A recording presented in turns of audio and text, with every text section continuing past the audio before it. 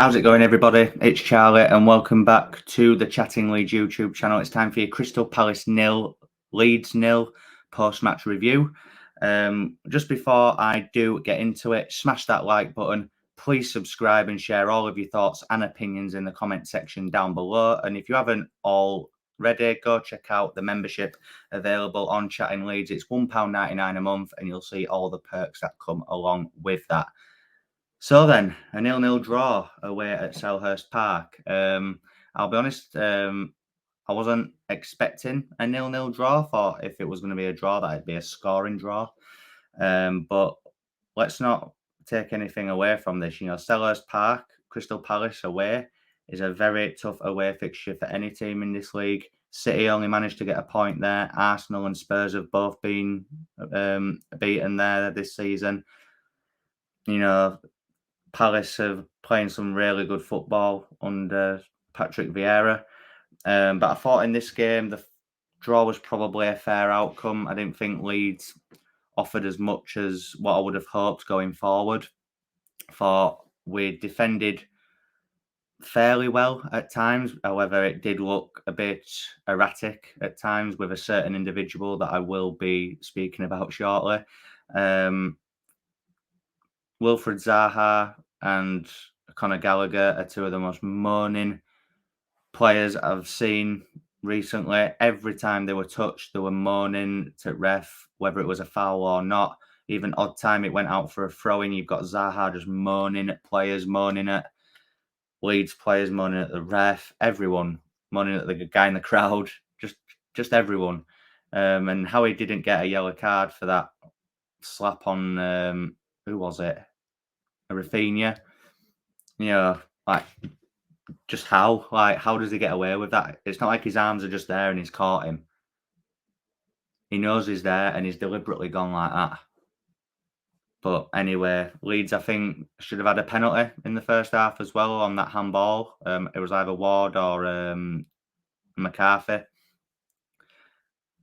Maybe it wasn't a pen, but I still think it should have at least been checked by VAR, and it just wasn't. Again, VAR is just nonsense. For me, he leans into it. It does at his arm, so therefore, for me, it's a penalty. Again, maybe if they'd have looked at it, they might have not given it, but at least check it, which is the frustrating thing. Thought Leeds had some, half decent chances in that first half, but I feel like the game, for the majority, was just a basketball match. Palace would have the ball, they'd lose it within a few passes, or it'd go out.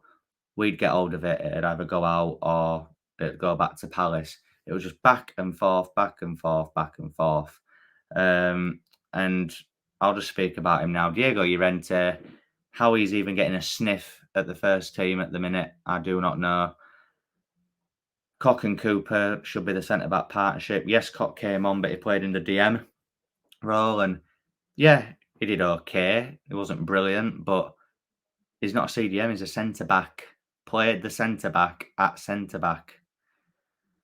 Llorente is just, every time he touches the ball, even if he just plays a basic pass, I'm on the edge of my seat. I'm cacking myself.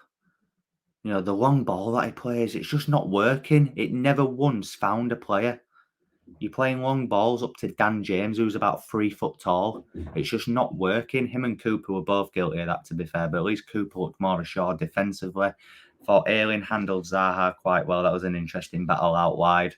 We got the better of each other a few times, really. It was quite a good battle to watch that.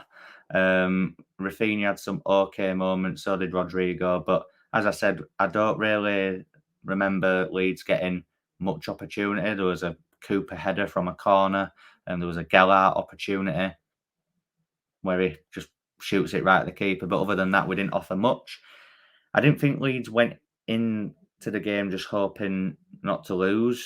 You could see that the heart and the fight was there, and that we were trying to make things happen, but it just wasn't working for both teams. Like I said, back and forth, basketball match sort of stuff. There was definitely Bielsa-isms in how we're playing, even since Marsh has come in all of our games. There's elements of Marcelo Bielsa still in that team, which is why I'm just hoping that once this season is over, Marsh has the whole summer to implement his ethos properly, bring in the players that he needs, and hopefully, Leeds can have a better season next season. But let's just speak about it then. So 5 points clear of Everton now, 3 points clear of Burnley. Burnley have got Watford on Saturday at Watford. We know how bad Watford are at home. I'll admit, I do think Burnley will win that game. I do. And then we've got Man City, which I'm just writing off, if I'm being honest. I really, really hope I get proved wrong on that. Even a point would be bloody marvellous. But I just can't see it, guys. I really can't. Everton have got Chelsea. For me, that should be a Chelsea win all day long. I think Everton's confidence will be on the floor. I've said it a few weeks back, but once Everton hit that bottom three, there's a pretty good chance that they stay there. And I think Jamie Carragher on Sky earlier, I think he actually hit the nail on the head. I think after we play Arsenal, I think you'll have a good indicator of who will be going down after that weekend of fixtures. I think if Everton are still in that bottom three and there's a decent cushion between us and Burnley and them, I do think Everton will go down, and I hope Frank Lampard does take them down because I absolutely despise that human being. We need to take the positives from this. It's away from home, clean sheet in London against a good Palace side with 5 points clear of the drop, 5 games unbeaten. We need to take the positives out of this. This game, let's be honest, it was a must not lose. We haven't lost it. It's another point towards survival. And I'm feeling surprisingly okay about that point. In my preview, I said a point wasn't good enough.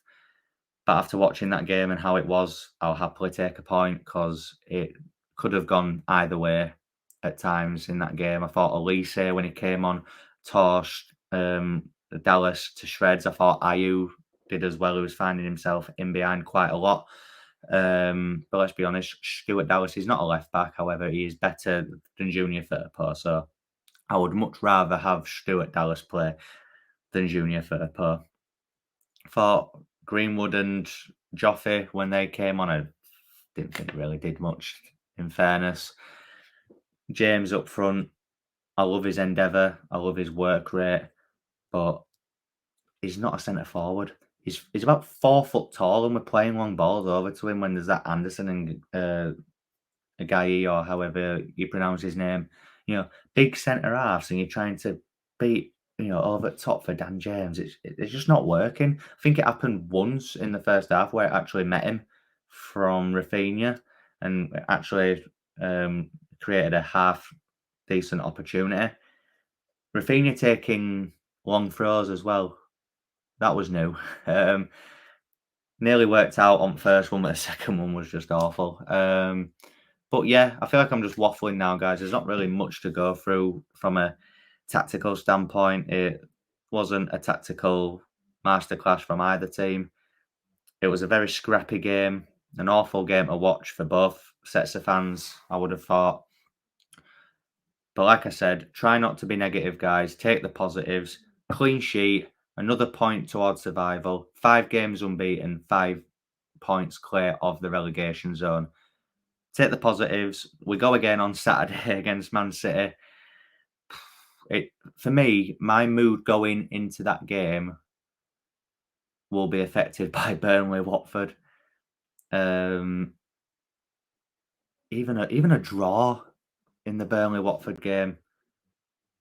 A draw would be lovely. Even if it's still 2 points clear, then I'm not even thinking about the team in 17th. I just don't want to drop to 17th. I'm just thinking about that gap from 16th, where we are, to that bottom three. I know it sounds obvious, and it's like, well, yeah, obviously, but that's all I'm looking at. I just don't want to drop to 17th because I think then psychologically it could have a negative impact, which I just don't want that. I'm so done with this season. I just want it over. But yeah, as I said, I'm waffling now, so we'll just leave it there, guys. But if you've enjoyed this, Smash that like button. Please subscribe if you're new to the channel as well. Share all of your thoughts and opinions in the comment section down below, and check out the £1.99 a month membership deal on Chatting Leeds, and you'll see all the perks that come along with that. And I'll see you in my next upload, people. Cheers.